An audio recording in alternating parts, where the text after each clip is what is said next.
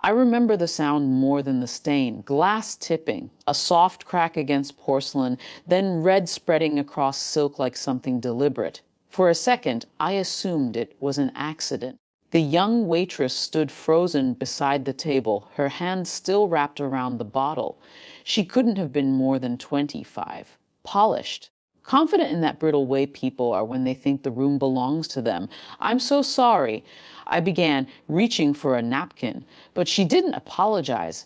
Instead, she straightened, lifted her chin, and said loudly enough for 3 surrounding tables to hear, "Maybe next time you shouldn't sit where you don't belong. My husband owns this restaurant." The word husband hung there. A few diners turned.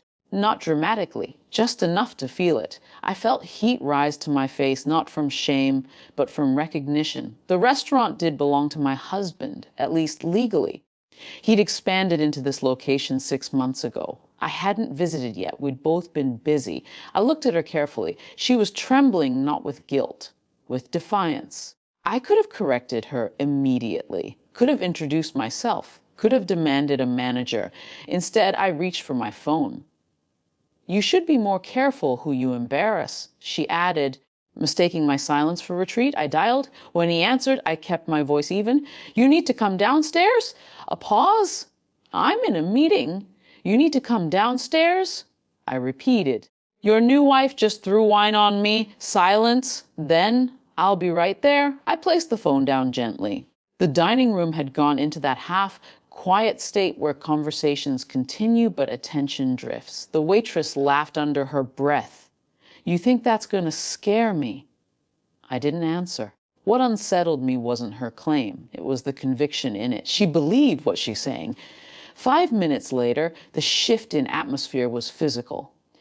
The staff straightened first. Then the floor manager appeared from nowhere, and then my husband walked out from the private office near the kitchen. He stopped when he saw me. Then he saw her, and in that instant, before anyone spoke, I understood something was wrong. She smiled with relief. "There you are," she said, stepping toward him. "This woman." He cut her off, but not harshly. "What is going on?" "She's causing a scene," the waitress said quickly, "and I told her you wouldn't appreciate it. Since, I'm your wife." The manager's face drained of color. My husband looked at me, not angry, not confused, something closer to calculation. "I am married," he said carefully, "but not to you. It wasn't dramatic. No shouting, no accusation, just clarity." The room exhaled. The waitress stared at him as if he'd switched languages. "You told me," she started. He didn't deny knowing her. That would have been too easy. Instead, he said, "We need to speak in the office." The manager stepped forward then, visibly, unmistakably taking control. "Miss, please come with me." Her confidence dissolved in stages. First her posture, then her voice. "You said you were separated," she whispered to him, "not to the room." "Ah, separated, not divorced." I felt something settle inside me, not surprise, not exactly.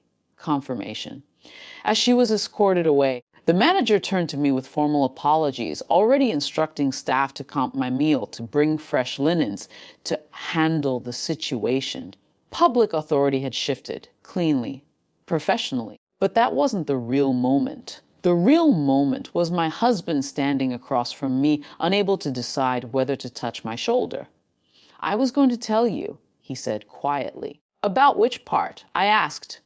He didn't answer that. We didn't argue there. I wouldn't give the room that satisfaction. I let the manager fuss. I let the staff reset the table. I even sat back down. Control, once taken calmly, doesn't require theatrics. When we finally walked to the car together, the night air felt colder than it should have. "You told her you were separated." I said, "Yes." "Were you?" He hesitated. Not long, but long enough. I nodded once. Not dramatically, just acknowledgement. The humiliation I felt earlier had already faded. In its place was something steadier. An understanding that whatever had been fragile between us had now been exposed under fluorescent lighting. "I won't be embarrassed like that again," I told him. It wasn't a threat. It was a boundary. He looked older in that moment. I know, he said, and for the first time that evening he sounded unsure of his ownership, not of the restaurant, but of the life he thought he controlled.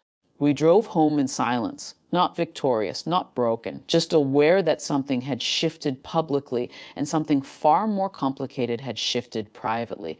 And this time, I would not be the last to know.